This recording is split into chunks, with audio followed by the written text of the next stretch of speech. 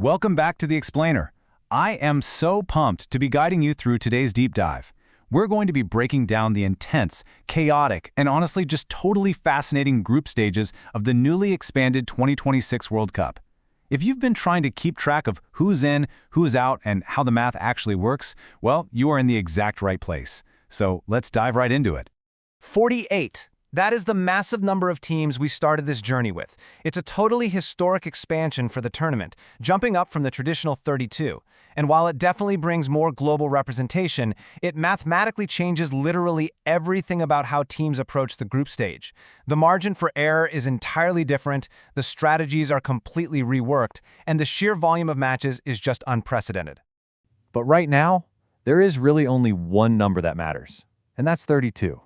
As these groups wrap up, teams are just desperately battling to squeeze through this massive bottleneck to secure one of the 32 spots in the knockout stage. We went from 48 hopefuls down to a 32-team gauntlet. Let's kick things off with Section 1, the new complex World Cup system and how this format completely shifts the tournament dynamics. To really grasp the drama of the last few days, just take a look at the massive scale of this new 32-team bracket. I mean, it is absolutely sprawling. Because the tournament now includes a whole extra knockout round, the round of 32. Every single team has to survive an additional do-or-die match before they even reach the traditional round of 16. What's really wild is that we can already see where heavyweights like Germany and Mexico are landing. It's going to be an absolute marathon. And the sheer volume of knockout matches we are about to witness is just staggering. We're talking 16 fixtures packed into a tiny window from June 28 to July 3rd. These slots are just waiting to be filled by the group stage survivors. The logistics alone are immense, but for us fans, it is a non-stop barrage of elimination football. Moving right along to Section 2, qualifiers from the first groups and surviving the gauntlet in Groups A, B, and C. All right, looking at the results, Mexico absolutely dominated Group A. They finished with a perfect 9 points, scored 6 goals, and get this, conceded 0. Not a single goal allowed. They are looking incredibly dangerous right now as a co-host nation. They're bringing South Africa along with them as the automatic runners-up, who kind of scraped through with 4 points despite a negative goal difference. Over in Group B, Switzerland topped the chart pretty comfortably with 7 points. But wow, look at that battle for second place. Canada squeezed into the runner-up spot right over Bosnia and Herzegovina. Both of them finished on 4 points after a crucial 1-1 draw between them, but Canada advanced automatically thanks to a superior overall goal difference. That was largely thanks to their historic 6-0 win over Qatar. Then we have Group C, which was incredibly tight. Both Brazil and Morocco finished on 7 points after drawing 1-1 against each other. So this forced goal difference to decide the group winner, with Brazil taking the top spot with a +6 over Morocco's +3. Both teams are safely through, but it just goes to show exactly how fine the margins can be at this level. Now for Section 3, the best third-place struggle and the absolute scramble for those bubble slots. Because only the top 2 teams in each group advance automatically, the real, nail-biting drama of this 48-team setup is the scramble for the 8 best third-place slots. For those teams sitting on the bubble, there is a very specific hierarchy they are sweating over right now.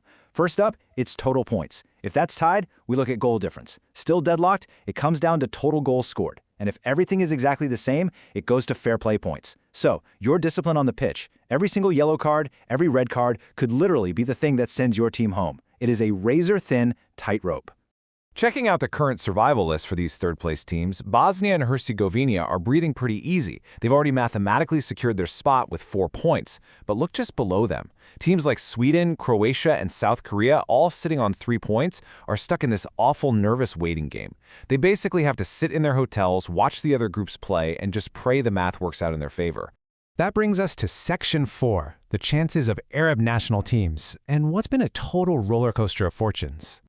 Let's shift our focus a bit to the performance of the Arab national teams in this tournament, because man, their journey has been filled with historic highs and some really devastating early exits.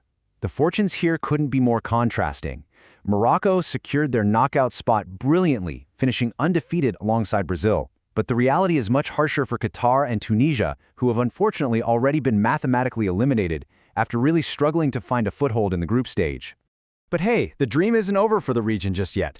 Algeria, Saudi Arabia, and Egypt are all still very much in the hunt. They are awaiting their crucial final group stage results to see if they can grab one of those coveted knockout spots. Every single minute of their upcoming matches is going to be pure agony and ecstasy for their fans. Which leads us to Section 5, early departures from the tournament and the ruthless math of 48 teams. Unfortunately, the ruthless math of this new format means that for some, the World Cup dream ended almost as soon as it began. Several nations have already officially been eliminated. And what's truly brutal about this new system is that 5 of these teams were mathematically out after playing just their first 2 matches. Once you lose your first 2 games, the head-to-head tiebreakers and point deficits can make it literally impossible to recover, even with a 3rd game left to play. I just have to pause on the staggering statistic about Turkey's elimination because it is honestly unbelievable. 62 shots.